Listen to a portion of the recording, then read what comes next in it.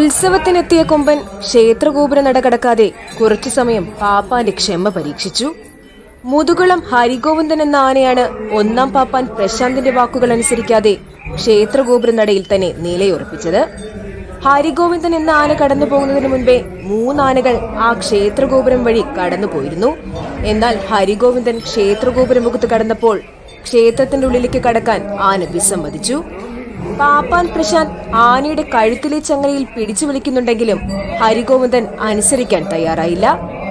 Social media ശക്തമായ ഇക്കാലത്ത് അനുസരണക്കേട് കാട്ടിയ ആനയെ പാപ്പാനൊന്ന് തല്ലിയാൽ ഉടനെ തന്നെ വീഡിയോ ആയി ലോകം മുഴുവൻ കാണുകയും പാപ്പാന്റെ ജോലി തന്നെ തെറിക്കുകയും ചെയ്യും.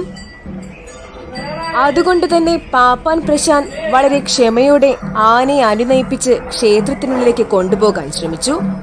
ഹരിഗോവിന്ദൻ വഴിമുടക്കി നിന്നതോടെ തൊട്ടുപുറകിൽ വന്ന ആനകൾക്കും ക്ഷേത്രത്തിന്റെ ഉള്ളിലേക്ക് കടക്കാൻ കഴിഞ്ഞില്ല. ഒടുവിൽ മറ്റൊരു പാപ്പാൻ ആനയ്ക്ക് കഴിക്കാനായി പുല്ല് നൽകി അനുനയിപ്പിച്ചാണ് ആനയെ ക്ഷേത്രത്തിനുള്ളിലേക്ക് കടത്തിയത്.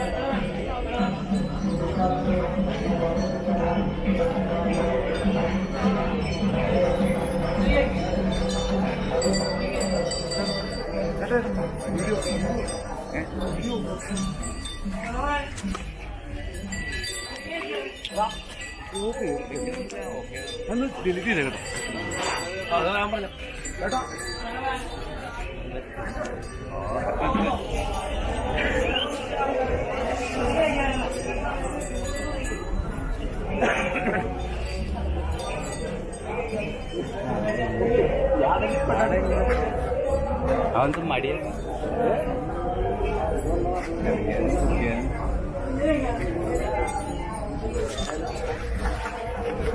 ഞാരി